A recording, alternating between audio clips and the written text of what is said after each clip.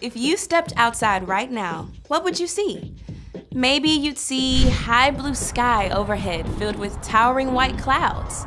Maybe you'd see crowds of people, each with their own unique look and flair. Maybe you'd see leafy trees with colorful birds swooping through their branches. Maybe you'd see tall, intricately designed buildings or vast mountains. From the rough mosaic bark on a tree to the fine lines of blood vessels just beneath your skin, every bit of it is God's handiwork, or the work of people God created and inspired.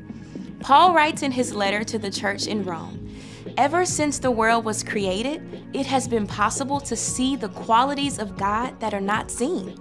As you look at the world around you, it's impossible not to see the fingerprints of God, to see God's power, imagination, and faithfulness. Seeing what God has created and hearing stories about the wonderful things God has done can lead us to trust God more and more. And when you trust God, you're ready to make a move. As you begin to rely on God to help you face your challenges each day, others can see God at work. That's why faith is an amazing way to worship God with your life. Because worship is about more than just singing loud, it's all about living loud.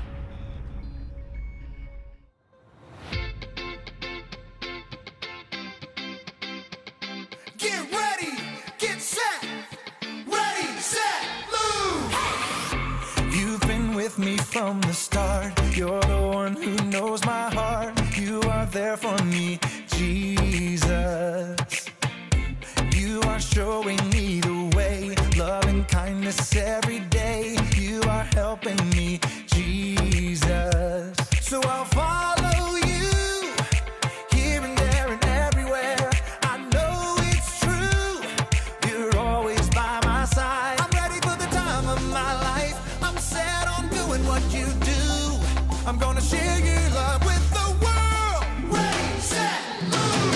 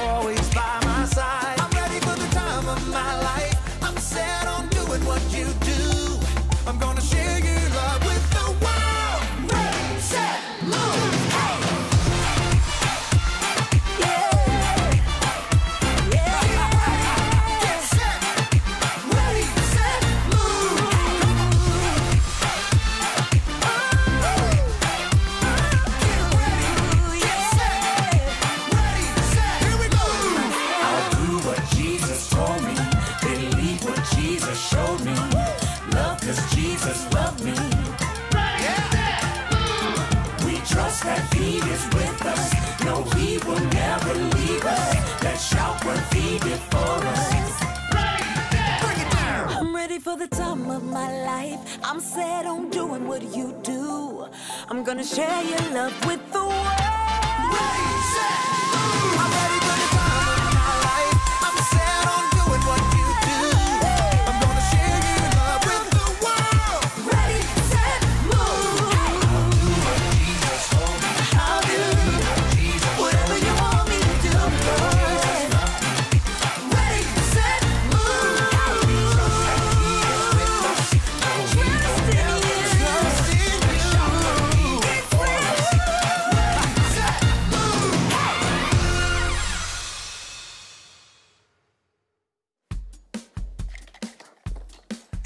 Hey everybody, welcome to the Story Lab. This week we're talking about faith while we take a look at the story of someone who had to lose his sight to see. Hey, I got your glasses. Thanks, man. You're very welcome. You have a great trip. Thank you.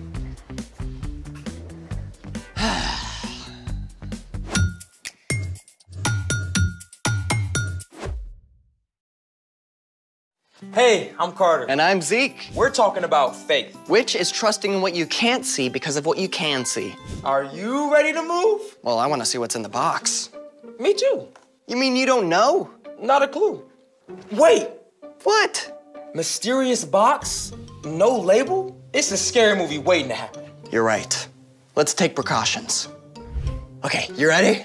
On the count of 11. 1, 2, 3, 4, 5, 6, 7, 8, 9, 10. Zeke. 11.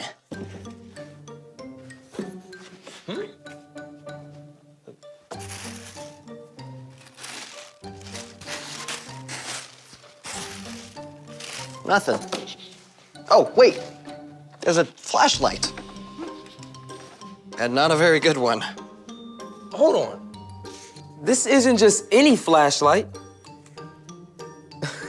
It's a black light. Like what they use at crime scenes? Oh, it can be used for lots of stuff. Well, how does it work?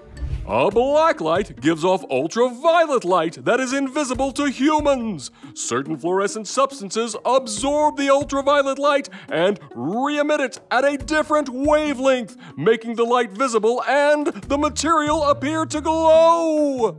Cool. I wonder what we can see with this. You're wearing a white shirt. Watch this. Lights. Wow. Whoa. Dude, look at your shirt. That's awesome. Oh, your teeth looks ridiculous. It's like I'm radioactive. What else can we see? Whoa. Glowing fruit. That is totally awesome. Ripe bananas get fluorescent so that they can attract animals like fruit bats that don't see the normal range of light. God must have a wild imagination to come up with that. Hey, there's a note in there. It's blank. You really think so? Lights. Find 6 letters around the lab and you will get a prize that's fab. So we're supposed to search the whole lab with the black light? Sounds like it. Well, what are we looking for? Not sure. Let's start over here. Following right behind you. I see you. Just make sure you have my back. Oh, look. Ooh, it's a P. Wow. Let's keep going. Okay. Oh, it's a 3. But that's a number? I think it counts, right? As numbers do. Let's keep going. Okay, so we have a P and a 3. Oh, look. Ooh. An L. The plot thickens. Yeah. I think we gotta find some more. Ooh, right behind you. We gotta find some more, Zeke. Oh, look. X marks the spot. Arg, matey. Okay, so we've got 3, P, L. X. Okay, 2 more. Right, that's 4. I'm kinda scared, Zeke. Don't be, I'm right here. Here's an A. Scared me. Okay, 1 more. One more. What have we got so far? 3, P, L, X, A. 1 more. One more. Where is it? You find it. No, I couldn't. You haven't found one yet. Oh, okay. Is it on the ground? No. Is it on the ceiling? No. Ooh, you're moving too fast. Oh, sorry, where are you? Oh, there it is! Oh. Let's see. Okay, so that's 6. Right. What have we got? We're done. Okay. 3, P, L, A, X. C. That's all of them. 3. I said that. We're done. We're done. Finally. Lights. Okay, that was 6. What have we got? The 3 exact. What if we rearrange the letters? Nope. Oh, C-3PO. You know. Sir, the possibility of us successfully navigating the asteroid field is approximately 3,720 to 1. There's no O. Wait, let's see what it looks like with the 3 and the X put together. Wait, I got it. Oh, God, clap 3 times. So we're supposed to clap 3 times? You can do the honors.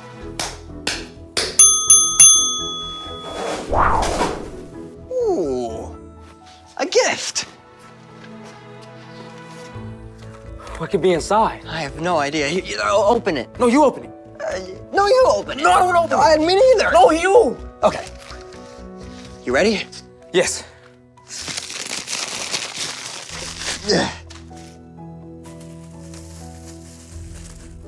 Ooh, glow sticks. I know just what to do with these. Yes. Oh.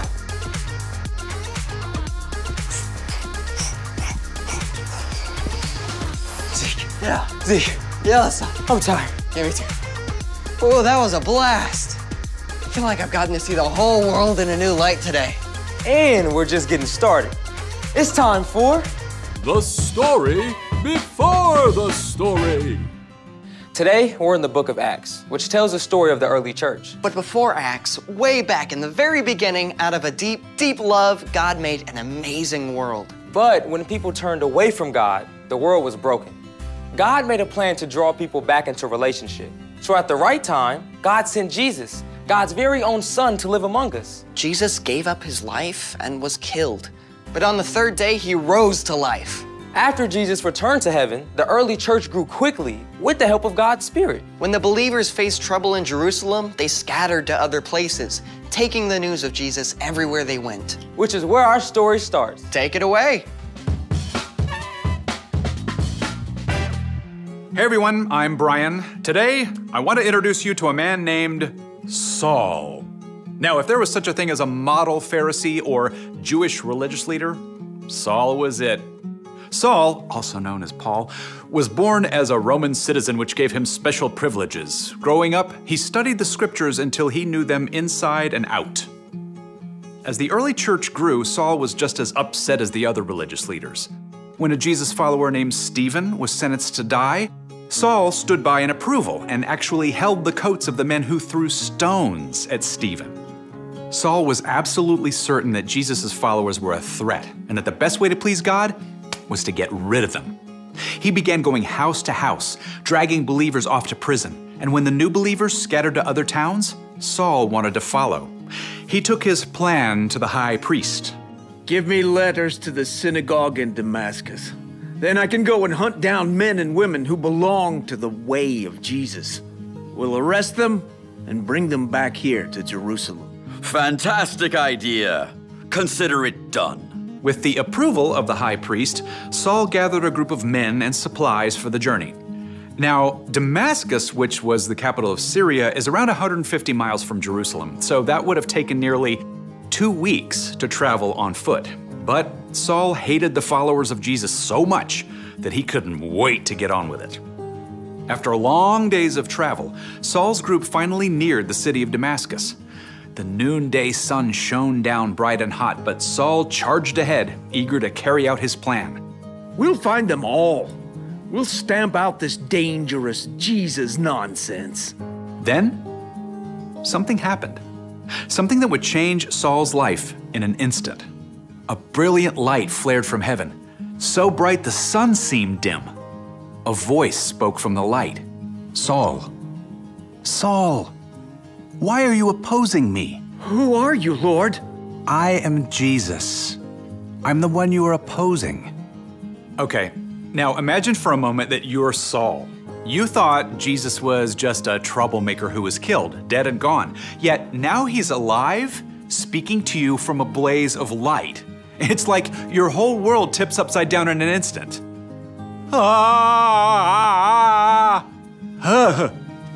Whew. And Jesus wasn't done yet with what he had to say to Saul.